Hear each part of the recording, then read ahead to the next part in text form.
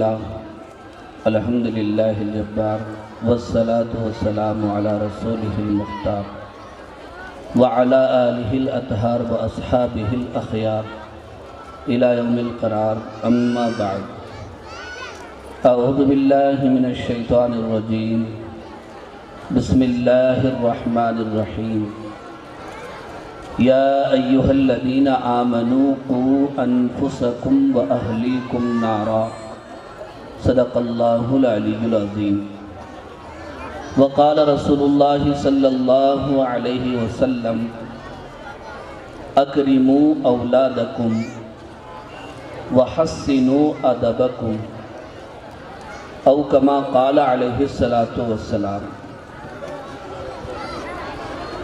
میرے محترم بزرگوں، عزیز دوستوں، قابل صد احترام خواتین اور بچوں، اللہ رب العزت کا ہم پر بے پناہ فضل و کرم اور احسان ہوا کہ اس نے ہمیں ایمان اور اسلام کی عظیم دولت سے مالا مال فرمایا، نیز آپ صلی اللہ علیہ وسلم کی امت میں پیدا فرمایا۔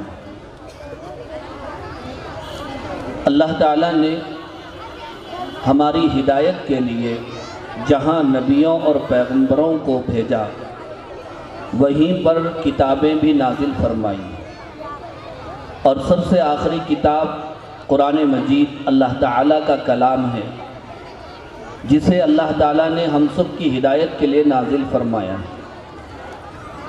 شہر رمضان الذی انزل فیہ القرآن ھدی للناس وبینات من الھدی والفرقان۔ رمضان کا مہینہ وہ ہے جس میں اللہ نے قرآن مجید نازل فرمایا، جو لوگوں کے لیے ہدایت ہے، اور جس میں ہدایت کی باتیں بیان کی گئی ہیں، اور حق اور باطل کے درمیان فرق کرنے والی چیزیں، اور اللہ کا کلام حق اور باطل کے درمیان فرق کرنے والا ہے۔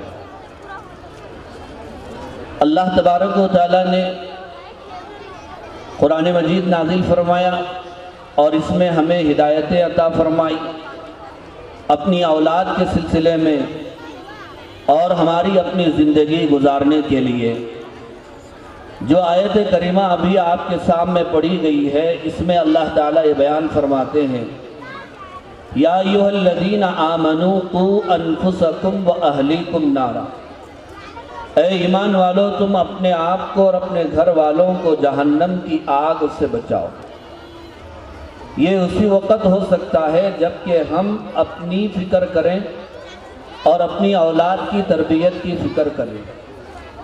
اولاد کی تربیت کے سلسلے میں قرآن اور حدیث میں بے شمار ہدایتیں ملتی ہیں۔ قرآن مجید میں نبیوں اور پیغمبروں کے کئی واقعات بیان کیے گئے۔ نبیوں نے اللہ تعالیٰ سے اولاد مانگی اور وہ بھی نیک اولاد مانگی۔ چنانچہ حضرت زکریا علیہ السلام کا واقعہ سورہ آل عمران میں اور اسی طرح سورہ مریم میں بیان کیا گیا۔ جب وہ بڑھاپے اور عالم پیری تک پہنچے لیکن ان کو اولاد نہیں ہوئی تھی، وہ مسلسل دعائیں کرتے رہے، ربی حب لی من لدنک ذریۃ طیبہ، اے اللہ مجھے نیک اولاد عطا فرما، انک سمیع الدعاء، یقیناً آپ دعاؤں کو سننے والے۔ اسی طرح آپ حضرت ابراہیم علی نبینا علیہ السلام کی سیرت پڑھ لیجئے۔ حضرت ابراہیم علیہ السلام 90 سال کی عمر کو پہنچ چکے ہیں، لیکن ان کی گود اولاد کی نعمت سے خالی تھی، لیکن وہ دعا مانگ رہے تھے اللہ رب العزت سے، ربی حب لی من الصالحین، اے اللہ مجھے نیک اولاد عطا فرما۔ معلوم یہ ہوا کہ اولاد خود اللہ کی ایک عظیم نعمت ہے، لیکن اولاد کا نیک ہونا یہ اس سے بھی بڑی اور عظیم نعمت ہے۔ سرپرستوں کو، والدین کو چاہیے کہ وہ اپنی اولاد کی تربیت کی فکر کریں۔ حدیث میں کہا گیا کہ تم اپنی اولاد کا احترام کرو، ان کا اکرام کرو، ان کے ساتھ عزت کے ساتھ پیش آؤ اور ان کی بہترین تربیت کیا گیا۔ ہر دور میں، ہر زمانے میں اولاد کی تربیت ماں باپ کے لیے ایک کھلا چیلنج رہی ہے، لیکن اس دور میں خاص طور پر ماں باپ کے لیے بچوں کی نگرانی کرنا، بچوں کی تربیت کرنا بہت بڑا چیلنج ہے اور بہت ہی مشکل کام، اس لیے کہ نئی نئی چیزیں وجود میں آ چکی ہیں، نئے نئے فتنے وجود میں آ چکے ہیں۔ یہ انٹرنیٹ کا فتنہ، موبائل کا فتنہ اور ٹی ویوں کا فتنہ، بے حیائی اور فحاشی کا فتنہ، ایسے پرفتن دور میں اپنی فکر کرنا، اپنی اولاد کی حفاظت کی فکر کرنا، یہ بہت ہی بڑا اہم کام ہے۔ خاص طور پر اپنے بچوں کو موبائل سے بچانے کی اور دور رکھنے کی ضرورت ہے۔ اس سے جہاں بچے کی نشو و نما پر اثر پڑتا ہے، بچے کی آنکھوں پر، اس کے دماغ پر، اس کے بدن پر جو اثر پڑتا ہے، مختلف بیماریوں کا وہ شکار ہو جاتا ہے، وہیں پر بچے کے اخلاق بگڑ جاتے ہیں۔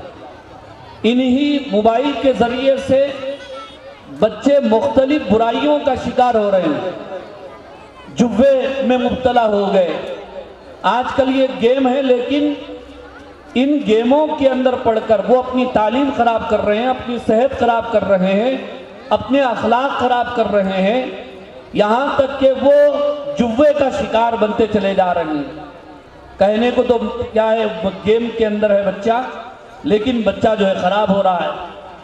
تو ان فتنوں سے اپنے آپ کو بھی ہم محفوظ رکھیں، اپنے بچوں کو بھی محفوظ رکھیں، تو انشاءاللہ بڑا فائدہ ہوگا۔ اسی طرح بچوں کی تربیت کے سلسلے میں یہ ہے کہ بچوں کو نماز کا پابند بنایا جائے۔ حدیث میں آتا ہے، اللہ کے نبی صلی اللہ علیہ وسلم نے فرمایا کہ جب بچہ 7 سال کا ہو جائے تو اسے نماز پڑھنے کا حکم دو، اور جب 10 سال کا ہو جائے نماز نہ پڑھنے پر اس کو مارو۔ اور ایک حدیث میں یہ کہا گیا کہ بچوں کو 3 چیزیں سکھاؤ، ایک تو اللہ کے نبی کی محبت سکھاؤ، اور دوسرے فرمایا اہل بیت کی محبت ان کے دلوں کے اندر ڈالو، اور تیسری چیز قرآن مجید کی عظمت، قرآن مجید کی تعلیم ان کو دو۔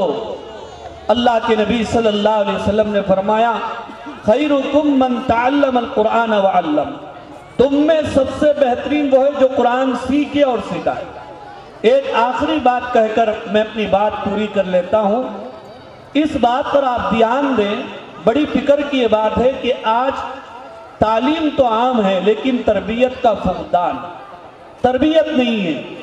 بڑی بڑی ڈگریاں حاصل کر رہے ہیں اور تعلیم یافتہ ہیں بچے، بڑوں کا ادب نہیں کرتے، ماں باپ کی خدمت نہیں کرتے، بڑوں کی عزت نہیں کرتے، ان کے پاس اخلاق نہیں ہے، ان کے پاس ادب نہیں ہے۔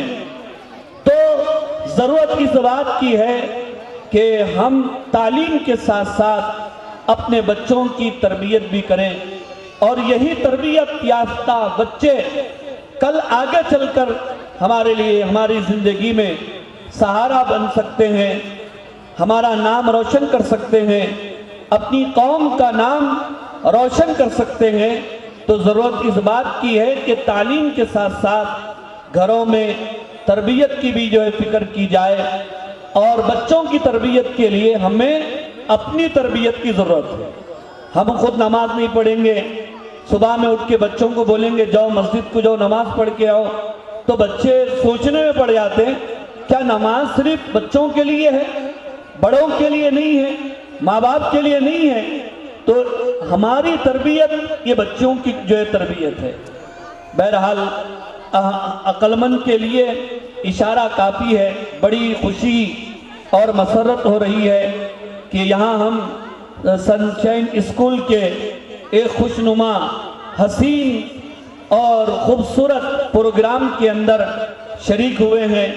میں ذمہ داروں کا ممنون اور مشکور ہوں، دعا گو ہوں کہ اللہ تعالیٰ اس اسکول کو یا اس انتظامیہ کے تحت چلنے والے جتنے ادارے ہیں، دن دوگنی رات چوگنی ترقی نصیب فرمائے۔ بڑی خوشی ہوئی یہاں کے طلبہ اور طالبات کے پروگرام کو دیکھ کر، ان کے تعلیمی مظاہرے کو دیکھ کر کہ بہترین مظاہرہ پیش کیا۔ اللہ تعالیٰ مزید ترقیات سے نوازے، آمین۔ وآخر دعوانا الحمدللہ رب العالمین۔